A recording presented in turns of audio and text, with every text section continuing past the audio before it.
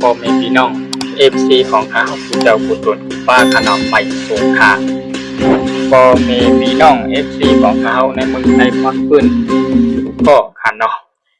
หนุ่มหายใจยิงป่านาลุงอาน้องยิงน้องใจ3 ปาน 7 แสงพอเท่าผมไม่ออกเนาะเป็นหนุ่มหายใจยิงกูก็ค่ะเนาะที่เป็นเอฟซีของเขาและผู้ที่สนใจภาพวาสนาทำข่าวทำเงานั่นนะครับเนาะวันไม่ได้ก่อข้าวจะวันช่วงขับต้นกูร้องนั่นในขนมเมียนมาในวันในก่อเมียนมาในวันที่28 เดือนธันวาคม 2026นั่นขนมเมียนอยู่ในวันกาในขนมเงาลายนอกเมืองในขณะเกี่ยวกับเรื่องปังตึกในยื้อกันเสียมกากำไรมีเทียงโหข่าวคอหนึ่งข่าวที่มาต่อไต่เป็นผ่าบันให้พอมีพี่น้องเขาเลยถ่อมเลยยินค่ะเนาะเกี่ยวกับเรื่องข่าวนอกเมืองแล้วก็อยู่ตั้งที่เมืองฝรั่งเศสนะครับเนาะเมืองฝรั่งเศสนะครับว่าเมืองฝรั่งเศสได้ก็เลยมีการสุกยุงเกี่ยวกับเรื่องน้ำไผ่นะครับเกี่ยวกับเรื่องไผ่นะครับเนาะเป็นห้องว่าเป็นไผ่ไม้ป่าไม้ร้อยนะครับเนาะไม้ป่าไม้ร้อยนะครับเนาะไผ่ไม้ป่าไม้ร้อยเนี่ยมันที่เป็นข้าวแต่เดี๋ยวนี้เป็นข้าวยำแห้งนะครับเนาะเป็นข้าวแห้งข้าวหางเอเนี่ยก็เฮ็ดให้ไผ่ในหลายลูกใหม่นะครับเนาะอันนั้นเป็นข้าวเงาหรือลองไผ่ใหม่นะครับนะต่างเมืองที่เมืองฝรั่งเศสนะครับเนาะอันนั้นฝรั่งเศสเฮ็ดให้ไผ่ใหม่ในลูกลามกว่าใหม่กว่าตั้งกว้างมาได้เมียน1 เหง1 เหงตารางนะครับเนาะ1 เหงไม้1 เหงตารางเมตรนะครับเนาะ1 เหงในตั้งกว้างนะครับเนาะ1 เหงเมตรนะครับอันเป็นภายในไม้ตั้งห้วยตั้งหลอยนะครับเนาะไม้แล้วก็เข้ามาในหมู่บ้านก้นนะครับเนาะหมู่บ้านในหมู่บ้านเฮือนก้นเฮ็ดให้ไหลหมู่บ้านเฮือนก้นแล้วก็อาบยาไหลไผไหม้จังเห็มกำในภายตั้งเจ้าหน้าที่ภูมิภูมิพรนะครับเนาะภายตั้งกองทัพเป็นแห่งที่เพิ่นมีหน้าที่ภูมิพรเพิ่นสิตาเข้ากะจอยด้วยถึงนั่นนะครับเนาะไล่ส่งทหารเพิ่นฮ้องว่าส่งอินแรง1 เหง2 ปากพ้อนะครับเนาะไล่เข้ากะจอยโกนหวานโกนศูนย์โกนเมืองไล่อ่อนกันป้ายเพโดยลองไผไหม้ป่าเฮก็ลามเข้าในห้วยในเมืองนะครับนั่นก็เป็นเมืองฝรั่งเศสนะครับนะ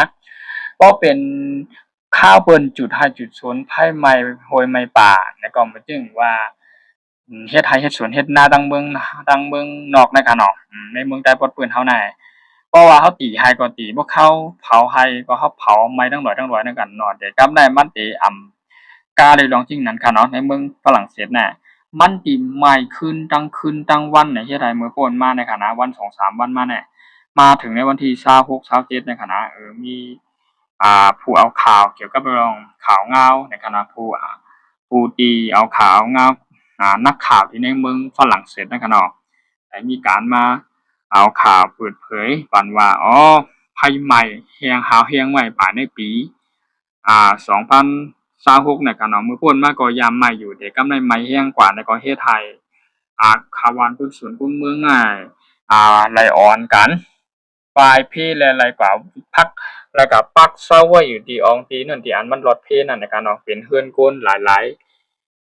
ายปากหลายเหงป้องมันนะครับเนาะเฮ็ดให้ภายในลูกใหม่กว่าตั้งร้อยเนี่ยก็ฮอบเมืองเมืองฝรั่งเศสในคณะนั่นก็เลยว่าเป็นอันดีกูและหลากหลายคณะนำ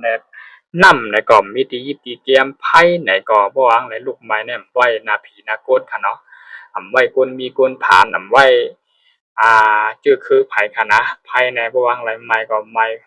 หมดวายหายหมดค่ะนะวงไหลไม้ไผในคณะก็ในสิแลโดยลองไผไหม้ป่าไหม้หางไหม้เฮิ้นไหม้ยี่เนี่ยมันก็มีในเมืองใต้พอเปิ้นเฮาค่อยค่ะนะมันก็มีในเมืองไทยมันก็มีในเมืองหลายๆเมืองด้วยมันมีจอดกว่ากูตีกูเมืองขนาดเนี่ยก็เลยว่าเมืองฝรั่งเศสน่ะมีกูปีค่ะเนาะภายในเต็มเป้าหมายทุกแห่งมันแต่ปีเนี่ยหลายลูกไม้แห้งหนานะคะเนาะไม้กวางแท่งกว้างกว่าตั้งกว้างมันก็ตา1 เห็นลักนะครับจอดกว่าหมดในหิ้มร้อยลงแลตั้งคืนโกนหวานโกนฉุนโกนเมืองนั่นนะครับเนาะที่ก็ไปลองไพ่ใหม่ในเมืองฝรั่งเศสนะครับเนาะอันนั้นก็เป็นหูข่าวอีดอ่อนพอตอน1นะเกี่ยวกับไปลองข่าวและเงาลายนอกเมืองในข่าวใจวันช่วงข่าวคือต้นกูร้องในก็เลยมาต่อตายเป็นผ่าปัน ปีน้องๆข่าวหนังครับเปิดถอมข่าวถอมเงาคือตอนยามตันนั่นนะครับเนาะเกี่ยวกับเรื่องข่าวนอกเมืองแหล่เงาไล่ภัยไม้ป่าเห็มก้าไม้คลามเขาในคืนในยีในเวียงในหมู่บ้านในขณะเนาะเขตไฮไลท์เป็นปางชุกยุงกันอยู่ในการเนาะยลาดเลยลองภัยเรื่องภัยไม้ภัยหางในขณะเนาะปดอย่างต่างเมืองแล้วก็กำน้ำท่วมว่าในในก็เป็นไพ่ไม้ว่านะครับเพราะว่าไพ่ไม้ในเฮาว่าเพราะว่าไม้กว่าก็บ่ดีไม้กับไม้กว่าที่แห้งไอ้ก็ที่เกิดกันหมดกว่าอยู่ค่ะเดี๋ยวน้ำท่วมนั่นก็ดีกว่านะน้ำท่วมน่ะมันก็มีหลายตีหลายต่างหลายเมืองเนาะที่เป็นห้องว่าภัยธรรมชาตินะครับเนาะเป็นห้องว่าเป็นพูดเป็นปักปึงลงหรือลองสภาวะโครงกลางนะครับเนาะเรื่องภัยเรื่องน้ำเนี่ยมันก็ห้ามกันนำไรเนาะอย่าไปเฮ็ดอย่าไปไหม้อย่าไปมาอย่าไปท่วมมันก็ลั่นไรขนาดมันเป็นเพศสภาวะในขนาดเนาะที่เพิ่นฮ้องว่าเพน้ำเพพื้นเพภัยเพกองเพกากเพหลักเพหมักเพไหม้เพิ่นว่านะมันสิมีกันนะรายการภัยเนี่ยมันไว้ไผกันเนี่ยภัยเนี่ยไว้ตีไว้น้องไว้จื้อไว้คือไว้น้องยี่น้องจ้าไว้ไผก็เยอะไว้คนมีคนผ่านภัยในแด้หมดค่ะ กำลุนชุดมาก็กวนเขาก็บ่ตากาเพิ่นเผาก็หรือเผาหรือถ่านหรือพ้องเลยค่ะนั่นอภัยแน่เนาะดีกูค่ะเนาะไปน่ะก็เรื่องของข่าวเขาได้ก็มีว่าหนังในอีดอนปอตอนนึงค่ะเนาะมาเพิ่นเผาปันบ่มีน้องเฮาข่าวหนังคือบ่ได้ฮู้ข่าวคือตอนยามตันแลข่าวนอกเมืองและเกี่ยวกับน้องไผไม้ไผหางพ้องนะคะเนาะเฮาก็ข่าวก็มาต่อแต่เพิ่นเผาปันในขณะเนาะให้ได้ฮู้เลยพร้อมได้ยินกันนะครับเกี่ยวกับเรื่องในเมืองพลังเสร็จไผไม้ลุกลามตั้งหูตั้งลอยผมก็เขาไปในเมืองนะครับเนาะไหลสูงค่ะยินจมความใจนำการระบบมีพี่น้องเขาผู้เป็นแห้งเขาช่องใจวัน